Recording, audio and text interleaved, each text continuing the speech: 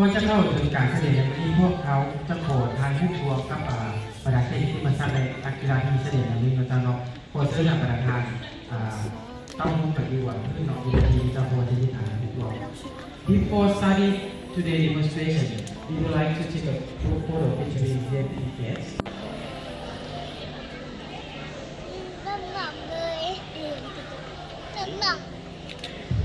ขออนุญาตเนาะพยายาม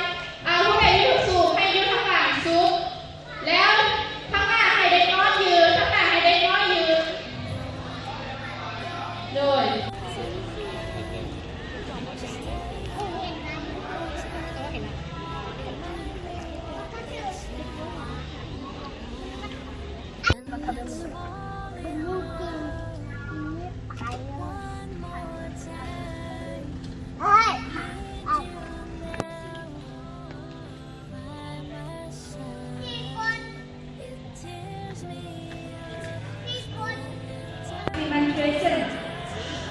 การแสดงทั้งหมดนี้เป็นของสโมสรแล้วเอกิโดมิซาเกา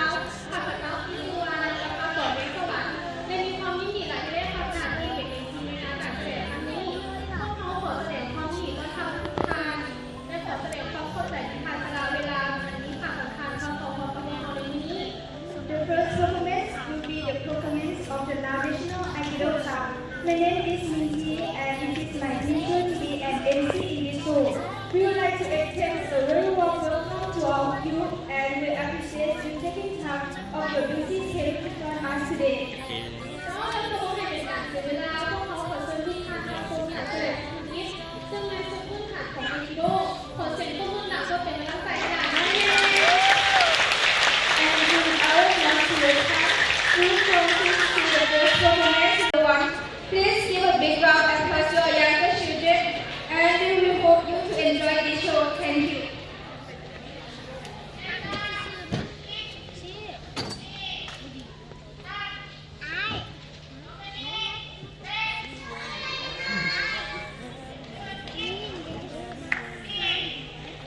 Now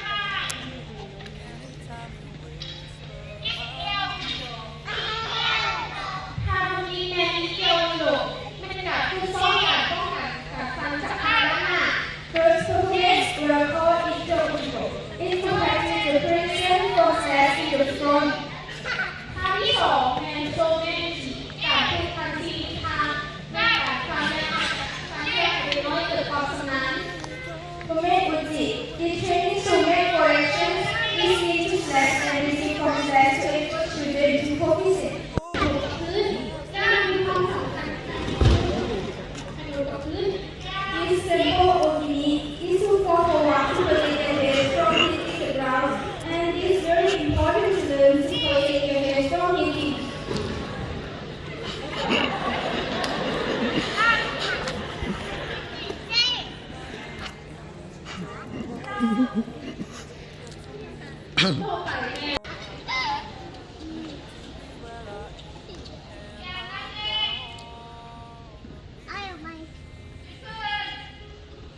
งานนี้เป็นการที่ป้องกันล้มเพื่อป้องกันว่าร่างกายเจ็บหลาย This harmony is practicing how to fall to save your body.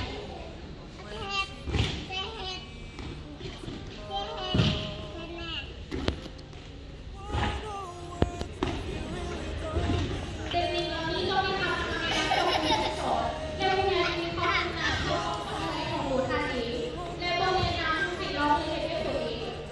This technique requires instruction from instructor and labels for your safety, and it is not recommended to try or copies by all.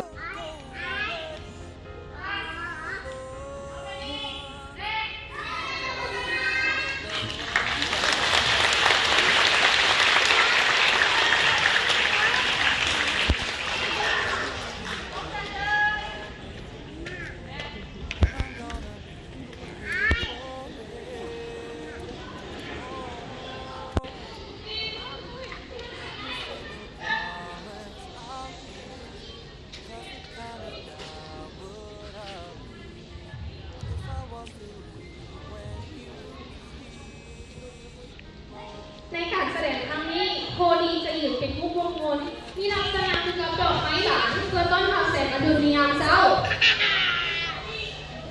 In the show, the tourist will stand and circle like flower radius across the body. การทำนี้ต้นว่าไอ้ทำนี้แต่เดียวเป็นเพื่อปกป้องแขนจากการขึ้นการของผู้ต่อสู้ไอ้ทำนี้อุระแน่การหมุนกระดาษต้นแขนของผู้ต่อสู้ลงพื้น Ura is to rotate and press the opponent's arm down to the ground. โชว์เมียนเซลโตเกมนี้แม่เพื่อป้องกันตัวเองจากการทำเป็นทางด้านหน้าจากการดันแขนของผู้ต่อสู้ให้ลดลง Showman symbol of the knee is to defend yourself from slashing forward, then pushing the opponent's arm forward to fall.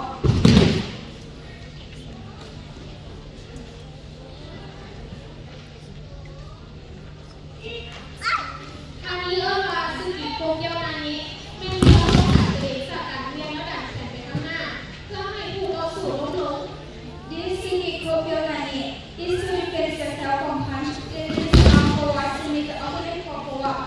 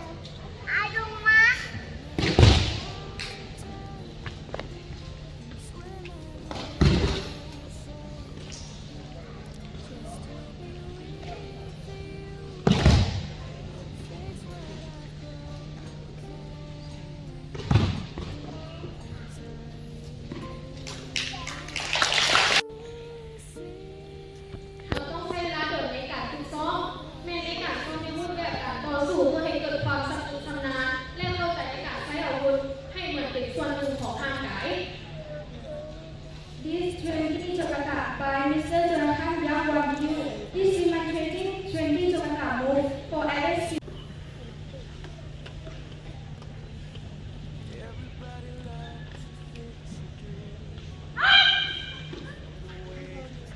ผู้ชิโร่เดียวคาตาเตะโดยปีกซ้ายเป็นการจับตาจากด้านหลังแล้วเส้นที่มีทางกลางเพื่อป้องกันตัว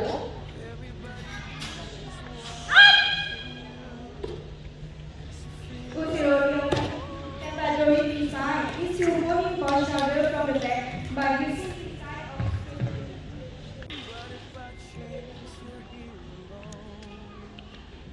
เส้นนี้พื้นฐานของไอกิโดเป็นไอกิโดเบสิกเทคนิคโดยทางสุภพลโนสวรรค์สมดั้งเป็นการเรียนไอกิโดแบบดั้งเดิมโดยการเคลื่อนไหวในรูปแบบการใช้มือและหนีในการเคลื่อนไหวมีเทคนิคที่หลากหลายได้จากว่าทีไวซ่าแข็งอ่อนจำนวนเป็นเทคนิคอันเดียว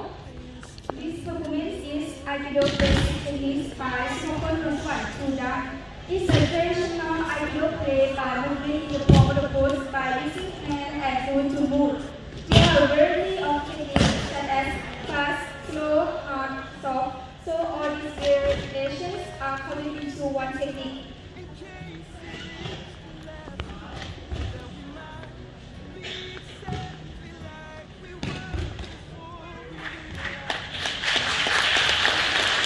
ถ้าจะสามารถสังเกตเห็นวิธีที่แตกต่างทั้งแข็งอ่อนและสวยงามที่ยืดโตของมัน และผู้ยืนต้องมีความเข้าใจในพื้นฐานเทคนิคมีการฝึกซ้อมเป็นเวลาเดินนั้น This is Aikido Rin Jujitsu by Tara Kowachan Suda. This interweaving two types of Aikido and Jujitsu get the benefit into actual situation. You will be able to see a pattern of ways there are differences in play, both strong and soft, and beauty of enhancing itself. And the player must to be understand and the basic form of the technique and has been training for a long time.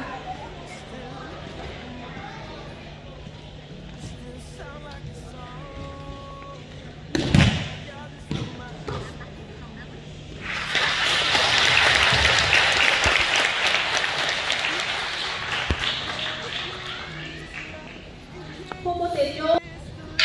This Komiteo is two players demonstrating two moves and they show the traditional technique style of fighting. They are strong and fast and they will go back to the samurai period where they use a kata to fight and against important people such as king.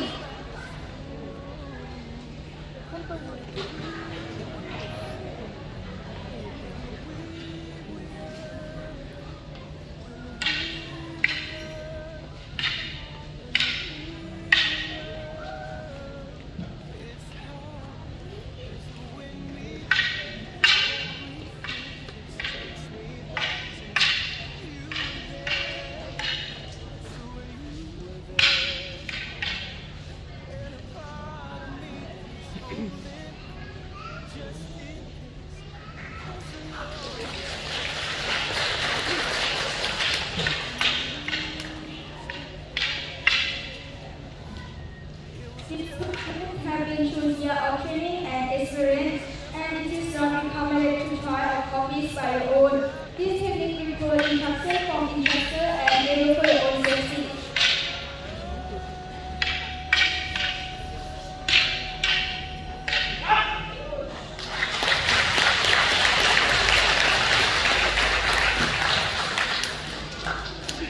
Now here in the last performance, this show is very special because of this show today will play by instructor Miss Manipur Kowachan level 4 black belt. เมนโซเมนผู้ชิโร่ This is a type of self-defense played by freestyle techniques. And it has a variety of techniques such as karate, anami, mogote, ryote, yukumen, shomen, and ushiro.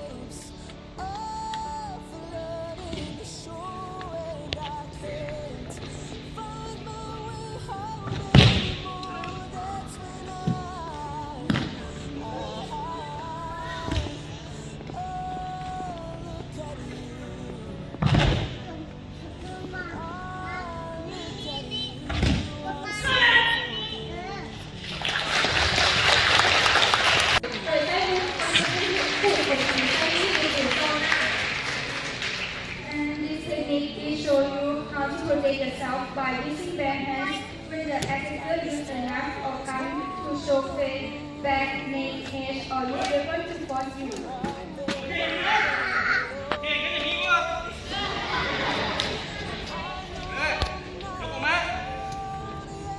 สังเกตเห็นว่าผู้ที่ให้ผู้โจมตีรายการแต่ก่อนไม่ต้องไปลงทุนหนัก การเอาตัวรอด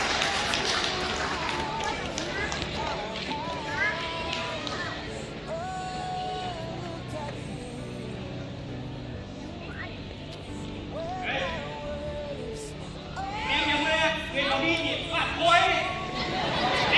ทางการตัวในการแสดงที่เขาให้เ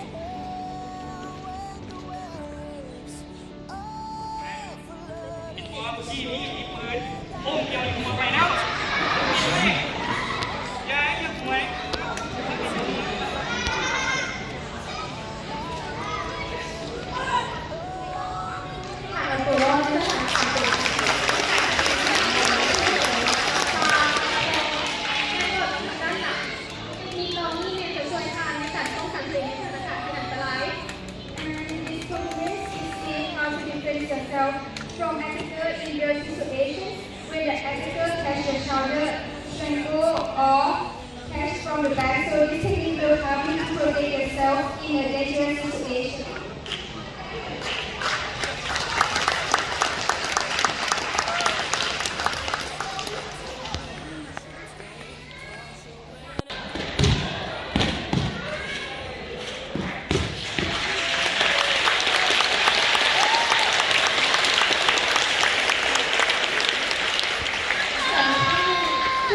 ของการฝึกซ้อมกีฬาวิดีโอพันเริ่มต้น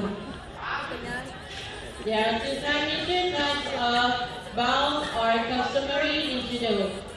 First one is the standing bound, and the second one is the more permanent bound. ต่อไปก็คือเป็นการล้มที่ฐานของน้องนักกีฬานั่นเอง Next is the basic form of judo, as also as slapping loud. เราเนาะแขกผู้มีเกียรติทุกท่านสำหรับการแสดงการล้มที่ฐานหรือว่าการตบพื้นที่ว่าทางกำลังทำศพอยู่ด้านนอกเป็นพื้นฐานการเริ่มต้นของการฝึกซ้อมกีฬาวิดีโอซึ่งว่าการฝึกซ้อมทางพื้นฐานจะประกอบมีทางล้มอยู่3ด้านก็คือการล้มด้านหลังการล้มด้านข้างและก็การล้มด้านหน้า As a demonstration of the newly trained judokas to learn how to fall, hit the ground and keep their heads up for hitting the ground, which consists backward falling or typically said ushiro fukimi. This falling is a yoko fukimi and forward falling is line fukimi. ชาวเราการโลกพื้นฐานมีเป็นเทคนิคพื้นฐานที่สำคัญหลายของน้องๆนักกีฬาที่ว่าเขาเริ่มฝึกซ้อมใหม่ๆเนาะซึ่งจะเป็นการเซฟร่างกายได้เป็นอย่างดีโดยเฉพาะในบริเวณก้านคอในเวลาเกิดอุบัติเหตุหรือว่าเกิดอุบัติเหตุต่างๆเรา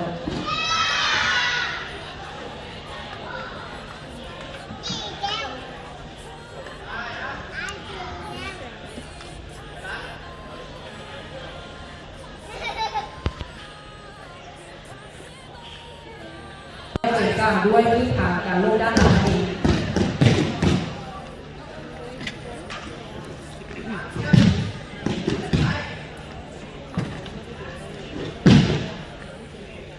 This is the combination of roll over and after that do a fukimi such as front, back or sideways. This is it's quite important for the first beginners for practice judo.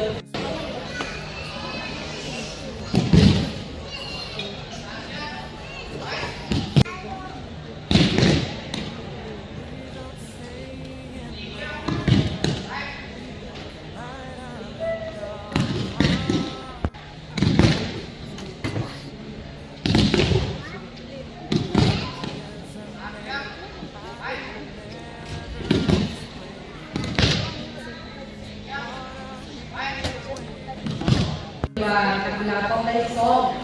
เป็นประจำเนาะเขาจะเข้าไปถึงขั้นซ้อมการเทคนิคเข้ามาต่างๆสำหรับการลงด้านหน้านี่ก็เพื่อเป็นการป้องให้หน้าเขามีกระแทกกับพื้นเนาะหรือว่าจะเป็นเข้าโดยการเอาไปซ้อมแข่ง Now as you see, is the Mayuri Ugin. การลงเลยถ้าเวลานักกีฬาได้มีการฝึกซ้อมเป็นประจำเราก็จะสามารถนำใช้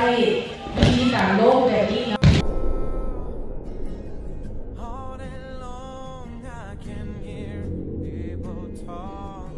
เพื่อเข้าเกณฑ์ค่าต่างๆแล้วก็ทุกลงนั่นเองเนาะ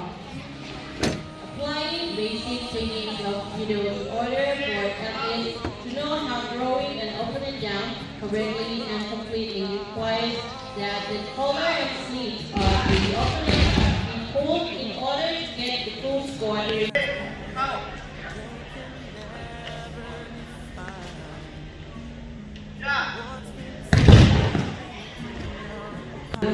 ที่ว่าได้พื้น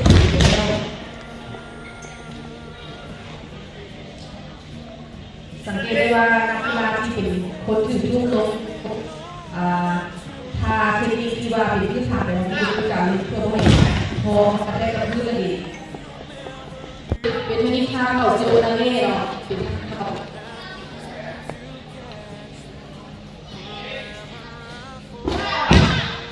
กีฬาที่เดียวนอกจากว่าจะมีการฝึกสอนเทคนิคท่าเข่าต่างๆแล้วยังได้สอนวิธีท่ารูปแบบต่างๆอีกเพื่อว่าเป็นการเอาชนะผู้ต่อสู้หรือว่าเป็นการป้องกันตัวในการลงที่ประจำวันแต่ว่าได้เอาในเวลาที่ว่าคือตัวมาทำท่าเองก็สามารถแก้ได้ Applying this movement, first of all, the demonstrators from Sports College School are going to show about throwing techniques and they will avoid throwing techniques by throwing back.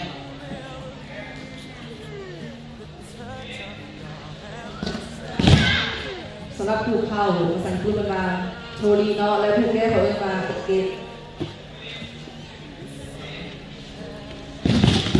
บรรดาที่มาเป็นนี่มีคือว่ากับจิตเป็นท่าเข้าเทคนิคนั่นเองและนี่ก็คือเป็นท่าแก้เนาะ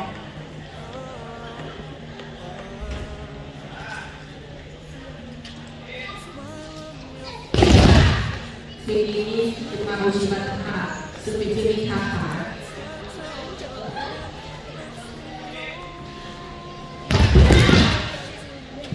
เราแล้วก็วิธีเก็บ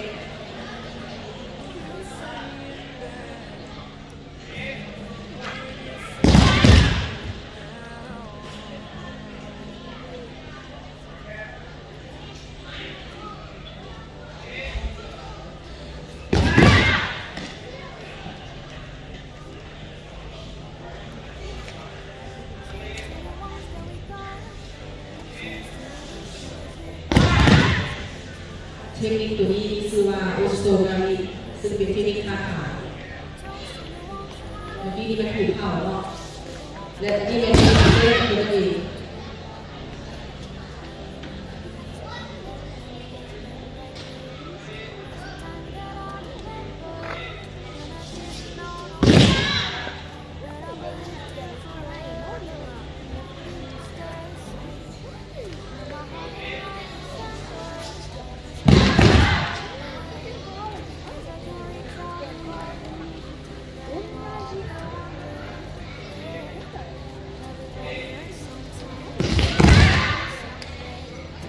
สำหรับน้องๆนัก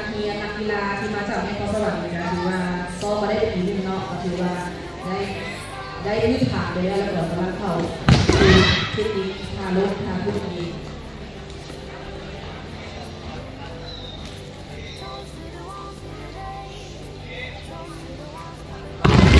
สำหรับเทคนิคนี้มีชื่อว่าไทโอโตชิเนาะเป็นท่าเข้าส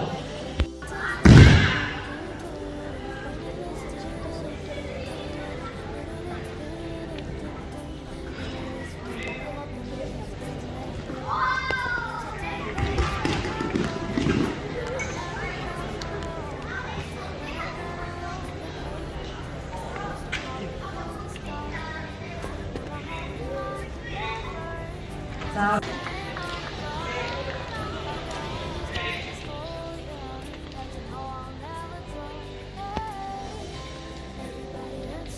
เจ้าต่อไปเป็นรายการสุดท้ายของการแสดงกีฬายูโดนั่นก็คือการสาธิตการแข่งขันกีฬายูโดโดยนักกีฬายูโดทีมชาติ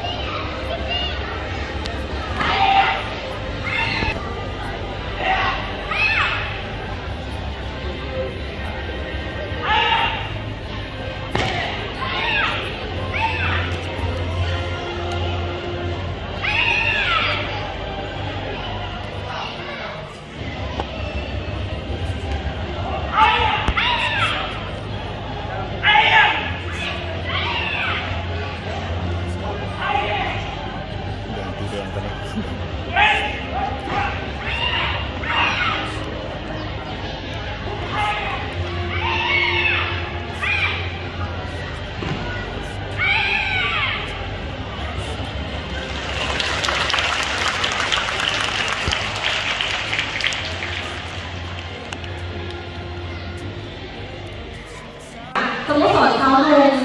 น้องสอนเลยทำตรงได้เลย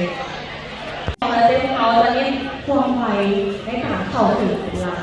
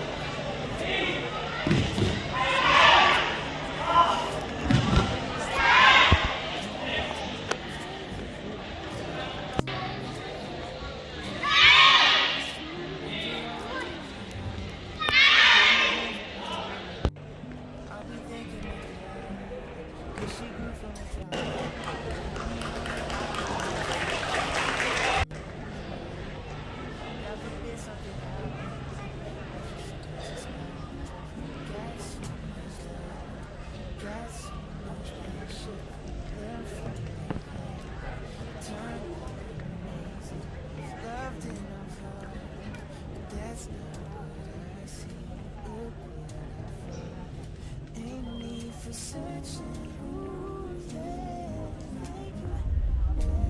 yeah.